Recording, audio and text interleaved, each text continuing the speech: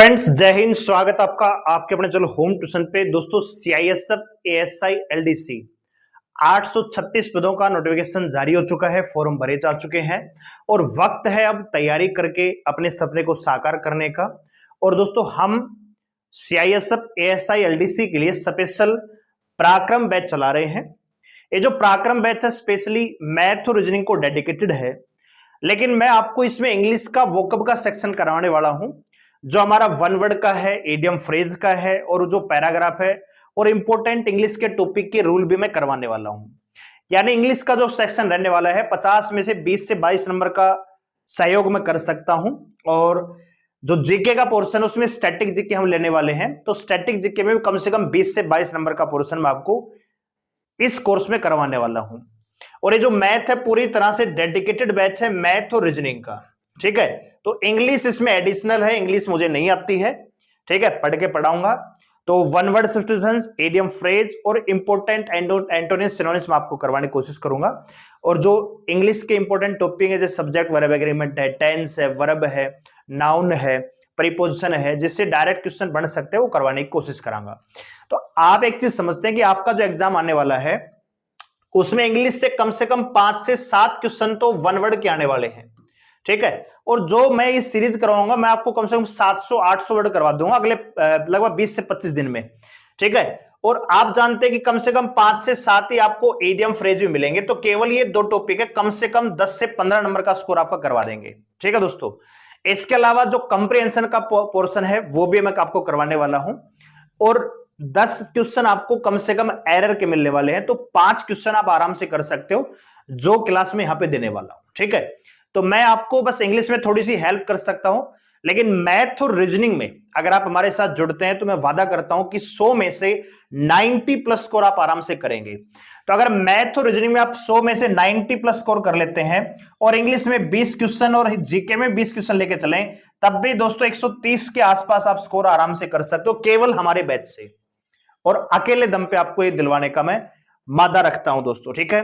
तो आइए वोकब की क्लास शुरू करते हैं और उम्मीद करूंगा कि आपको ये क्लास अच्छी लगेगी और लाइक चाहेंगे, सपोर्ट चाहेंगे। और अगर आप इस बैच में आना चाहते हैं, हमारे एप्लीकेशन को डाउनलोड कर लीजिए, लिंक डिस्क्रिप्शन में दिया हुआ है।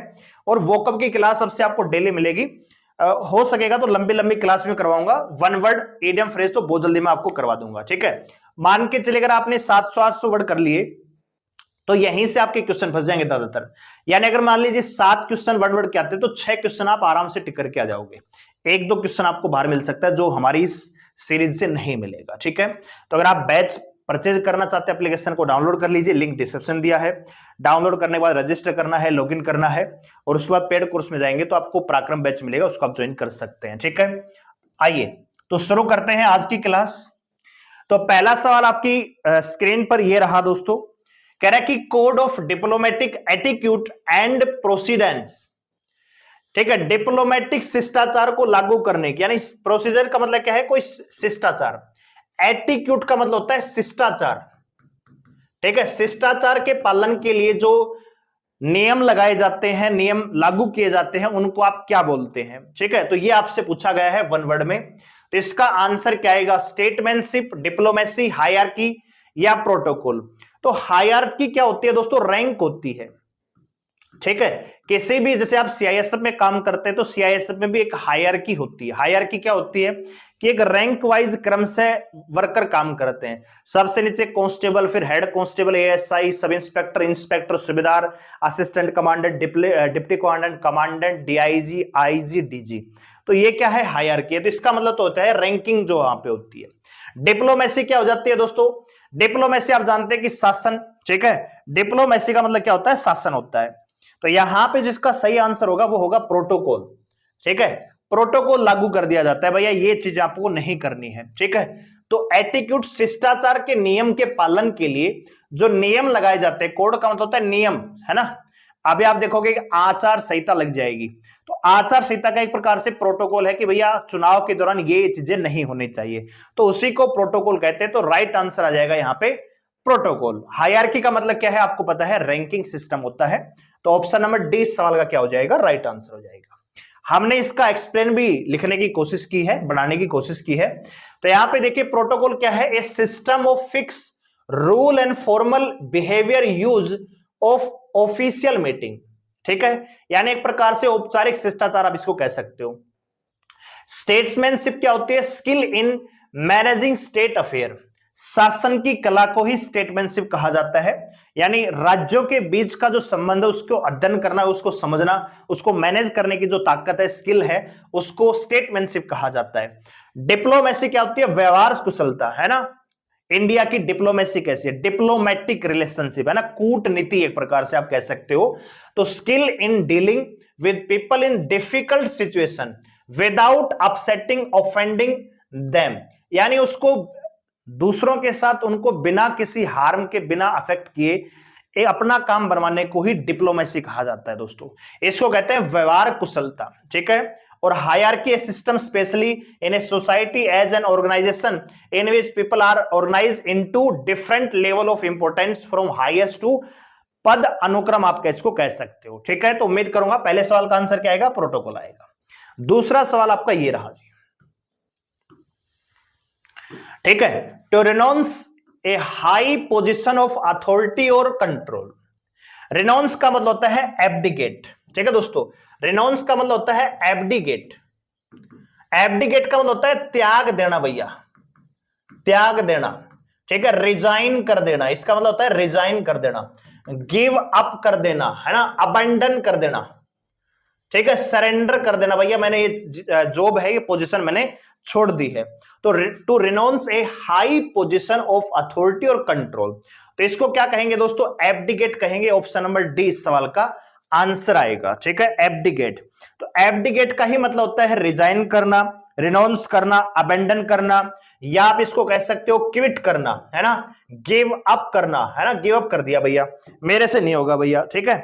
अच्छा, यहां पे शब्द है एबडक्ट, एबडक्ट, तो इसका मतलब क्या होता है, इसका मतलब होता है भगा के ले जाना, किसी को भगा के ले जाना भैया, भगा के ले जाना, ठीक है। अपहरण करना, इसका मतलब होता है अपहरण करना।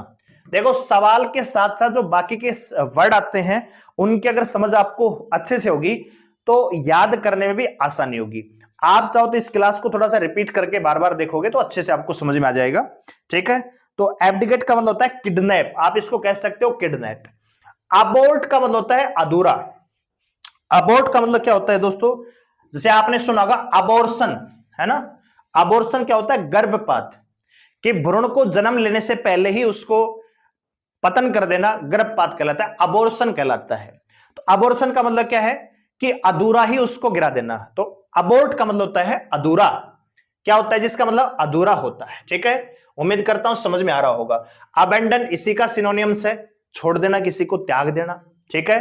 तो रेनाउंस से हाई पोजीशन ऑफ अथॉरिटी और कंट्रोल, इसका राइट आंसर आएगा एब्डिकेट, छोड़ देना, त्याग देना दोस्तों, ठीक है, लिख के दे देना कि भैया मैं ये जॉब नहीं करूंगा, ठीक है। तो ये आपको समझा ही चुका हूं, आइए आगे देखते हैं।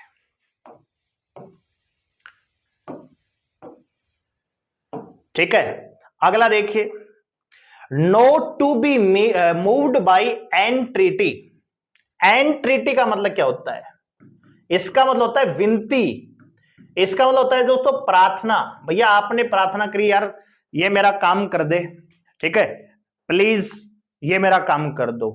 तो विनती से भी जो नहीं मानता है, एंट्रीटी का मतलब होता है विनती, प्रार्थना, ठीक है, जो विनती करने पर भी ना माने, रिक्वेस्ट किया आपने फिर भी नहीं मान रहा है, ऐसे व्यक्ति को क्या बोलोगे, रिगोरियस बोलोगे, नेग्लिजेंट बोलोगे, डेस्पोटिक बोलोगे, या इनएग्जोरेबल बोलोगे। तो इसका राइट आंसर आएगा इनएग्जोरेबल, इसको मतलब होता है कठोर, ठीक है, स्थायी, जो दृढ़ है भैया, मैं हिलूंगा नहीं, मानूंगा नहीं, है ना, मानने वाला नहीं है, जो निर्मम है, इसको क्या कहते हैं दोस्तों, निर्मम आप इसको कह सकते हो। अगर सिनोनिम्स की बात करें, अगर इसके सिनोनिम्स की बात करें तो आप इसको कह सकते हो क्रूल, ठीक है, निर्दयी, मर्सीलेस बोल सकते हो, मर्सीलेस, दया विहीन, जिसके अंदर दया नहीं है, मर्सीलेस है, उसी को बोलते हैं इनएग्जोरेबल, ठीक है। एग्जोरेबल, एबल का मतलब जो योग्य है, इन का मतलब जो नहीं किया जा सकता, एग्जोर का मतलब मनाया, जिसको मनाया नहीं जा सकता, इनएग्जोरेबल। कौन हो सकता है? मर्सीलेस हो सकता है, पिटीलेस भी इसको बोल सकते हैं, पिटीलेस। क्या बोल सकते हैं? पिटीलेस। अच्छा जी, यहां पे शब्द आया है रिगोरियस या रिग्रेस भी आप इसको बोल सकते हो। तो रिग्रेस का मतलब क्या होता है? रिग्रेस का मतलब होता है सख्त, कुछ कुछ इसके जैसा ही है, लेकिन ये थोड़ा सा हल्का शब्द यूज होगा।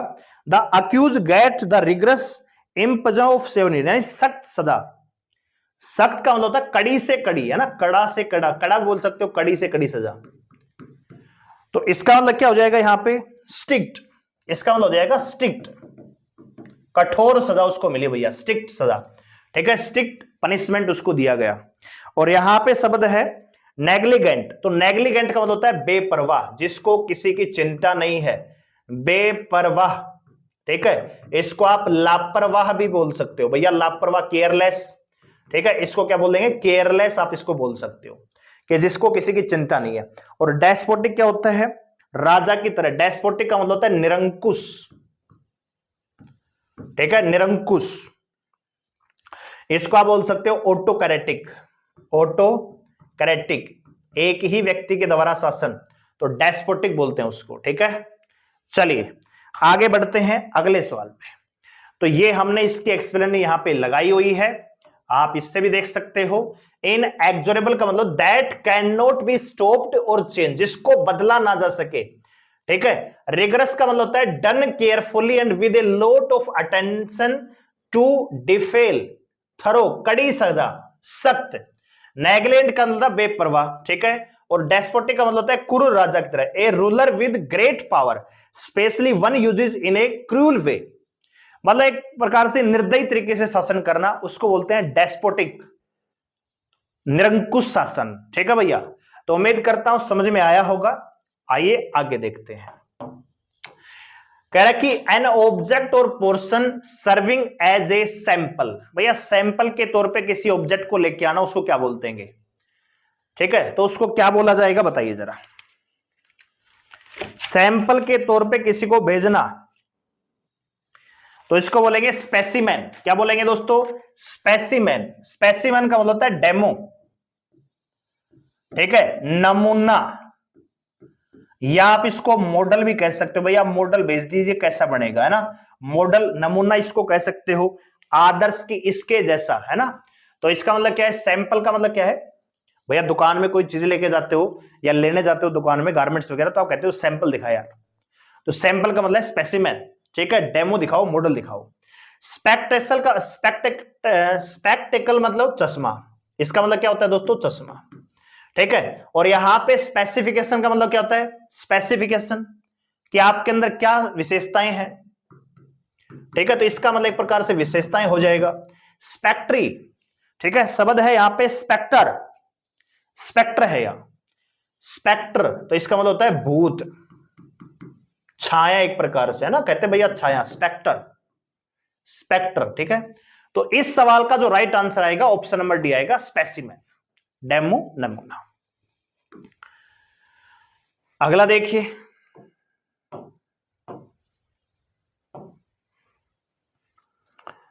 अगला सवाल है the practice of submitting a proposal to popular vote. ठीक है, पॉपुलर वोट का मतलब है कि जो पब्लिक में जो डिमांड है, वोट का मतलब मुद्दा होता है, एजेंडा होता है। ठीक है, द प्रैक्टिस का मतलब अभ्यास, एक प्रकार से उसकी तैयारी करना। सबमिटिंग मतलब जमा करवाना, ए प्रपोजल यानी एक प्रस्ताव, टू पॉपुलर वोट। जैसे भैया यूनियन सिविल कोड की बात हो रही है, ठीक है, कि देश में एक जैसा ही कानून होना चाहिए, तो वो लागू हो कि नहीं हो, उसके लिए बहुत सारे प्रपोजल पब्लिक से डिमांड अगर किए जाएं, तो उसको हम क्या कहेंगे? ठीक है, तो उसको कहा जाएगा रेफरेंडम। क्या कहा जाएगा? रेफरेंडम। इसका मतलब होता है जनमत संग्रह। ठीक है, जनमत संग्रह,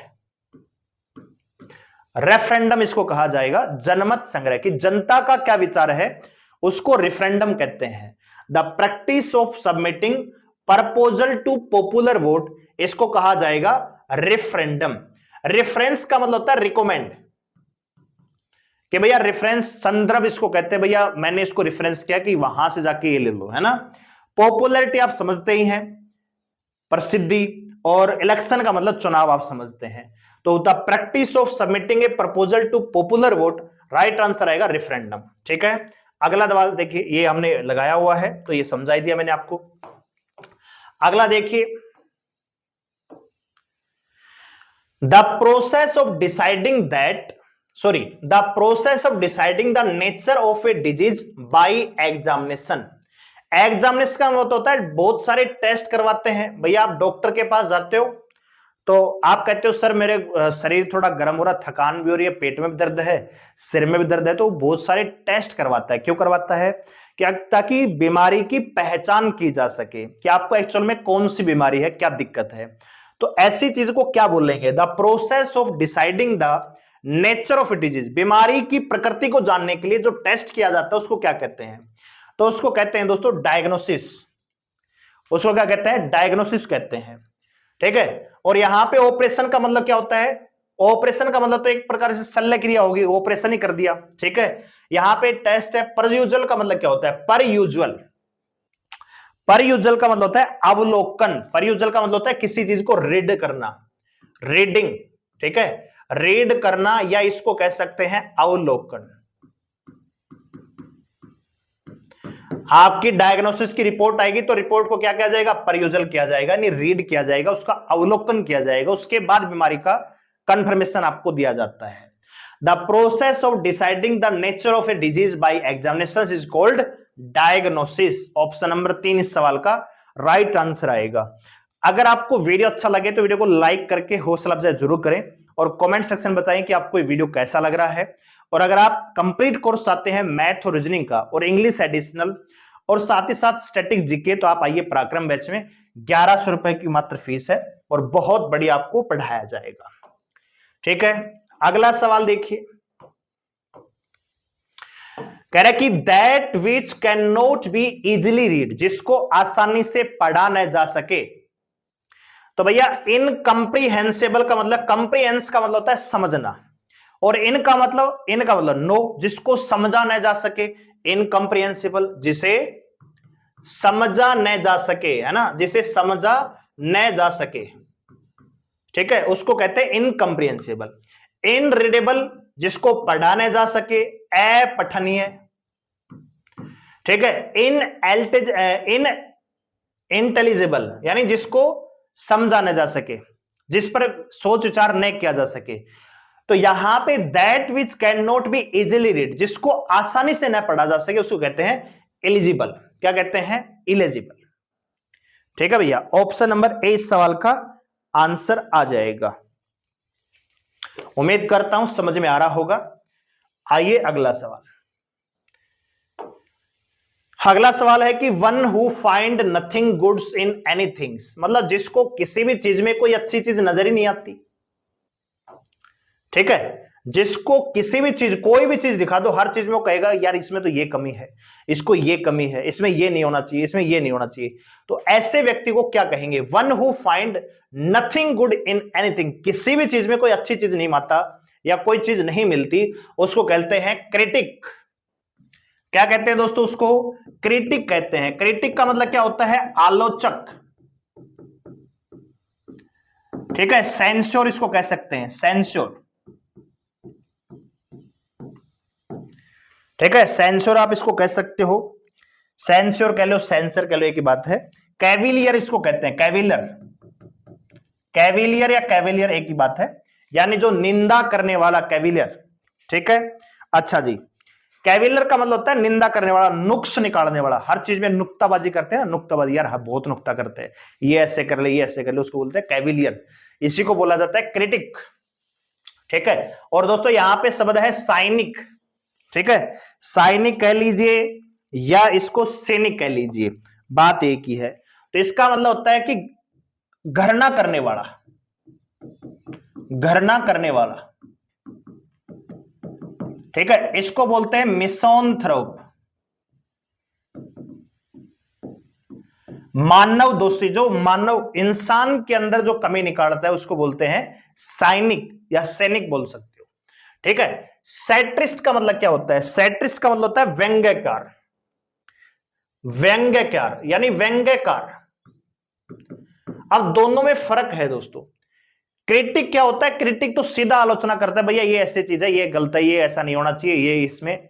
दूसरा सैट्रिक क्या करता है दोस्तों? सैट्रिस्ट ये करता है कि हंसी मजाक के साथ आलोचना करना है, यानी मजाक मजाक में बेइज्जती कर देना, जिसको आप देसी भाषा में कहते हो भिगो भिगो के मारना, तो उसको बोलते हैं सैट्रिस्ट, व्यंग्यकार। ठीक है। और साइनिक मैंने बता दिया, घृणा करने वाला, मिसंथ्रोप आप इसको बोल सकते हो, यानी मैन हेटर। ठीक है, आदमियों से घृणा करने वाला। और यहां पे शब्द है दोस्तों स्लेंडर।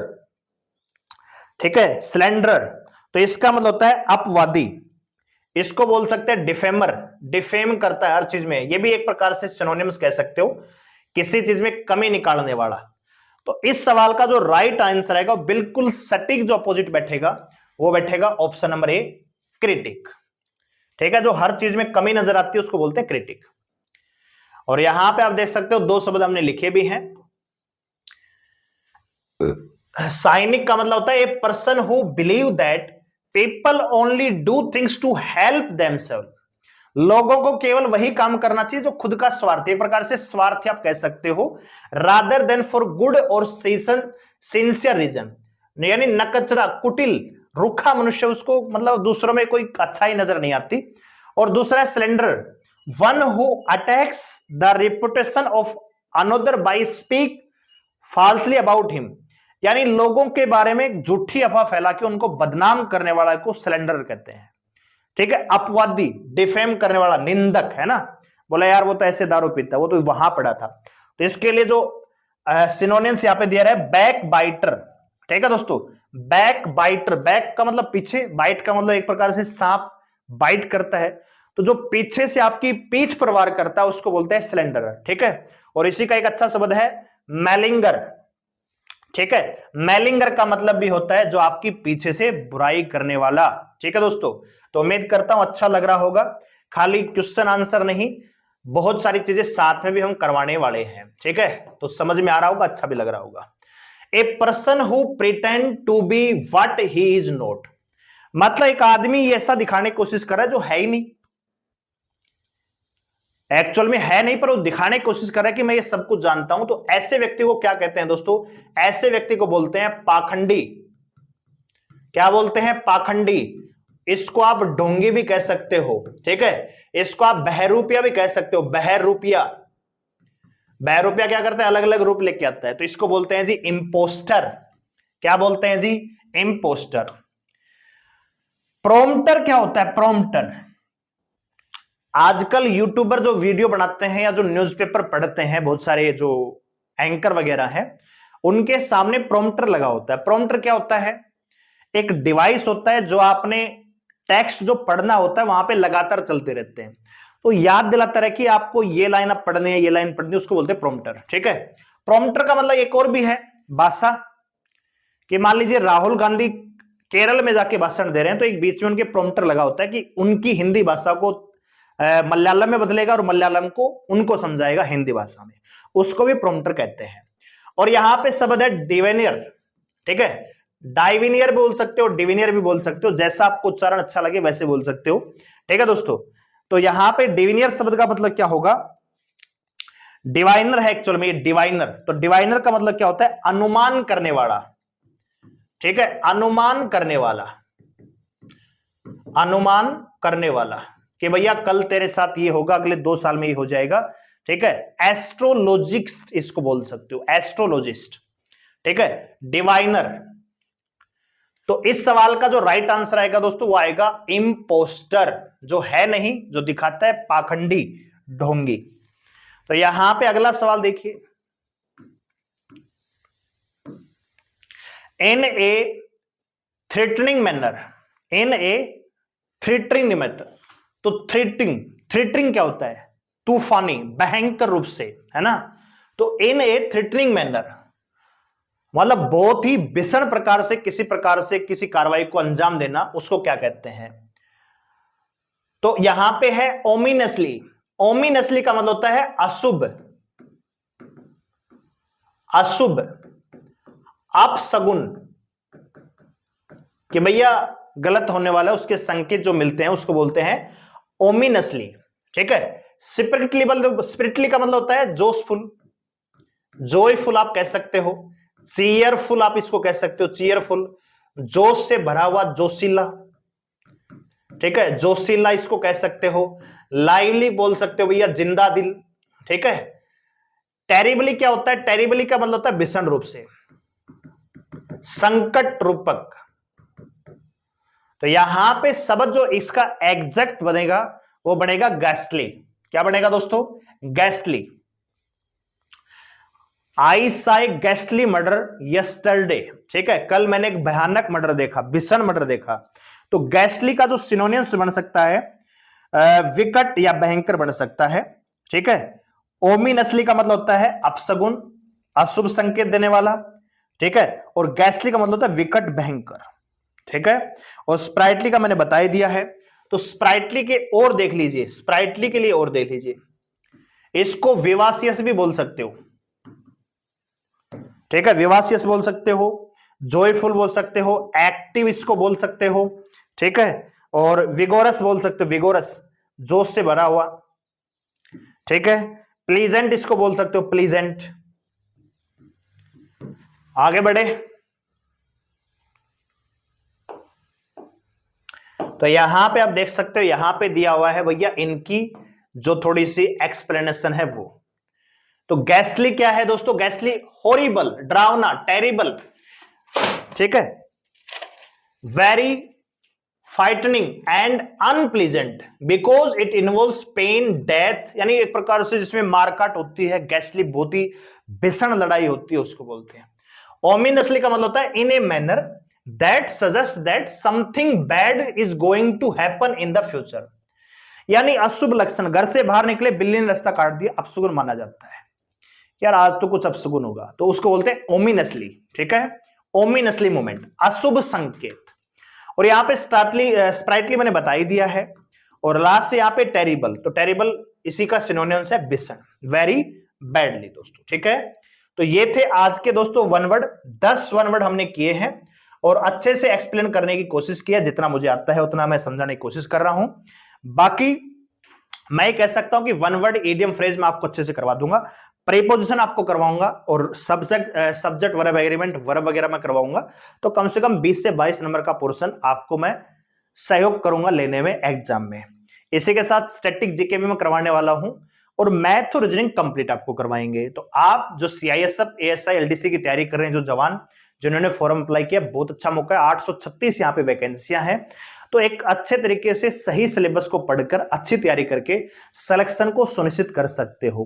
तो हमारे पराक्रम बैच को ज्वाइन कर सकते हो। पराक्रम बैच को ज्वाइन करने के लिए हमारी एप्लीकेशन डाउनलोड कर लीजिए। एप्लीकेशन का लिंक इसी वीडियो के डिस्क्रिप्शन में दिया है, क्लिक कीजिए, डाउनलोड कीजिए, रजिस्टर कीजिए, लॉगिन करेंगे। लॉगिन करेंगे तो सामने पेड कोर्स में आपको पराक्रम बैच मिलेगा, आप इसको बाय नाउ कर सकते हो। मैथ रीजनिंग की बहुत सारी क्लास हो चुकी हैं, बहुत सारी रिकॉर्ड क्लास भी हैं, तो आप उनसे भी जल्दी जल्दी सिलेबस पूरा कर सकते हो। साथ ही साथ स्टैटिक जीके क्लास हम कल से स्टार्ट करेंगे 1 मार्च से। तो एक एक टॉपिक लेके आया करूंगा डेली बेस पे, वो आपको उसमें मिल जाएगा। और इंग्लिश के वोकैब की क्लास आपको यहां भी दे देंगे और एप्लीकेशन पे भी दे देंगे। तो अगर आपको ये सेशन अच्छा लगा हो तो लाइक करें, शेयर करें और कमेंट करके बताइए कि आपका इस वीडियो को लेकर फीडबैक क्या है, ताकि अगली वीडियो को और अच्छे से तैयार करके हम लेके आ सकें। धन्यवाद, जय हिंद।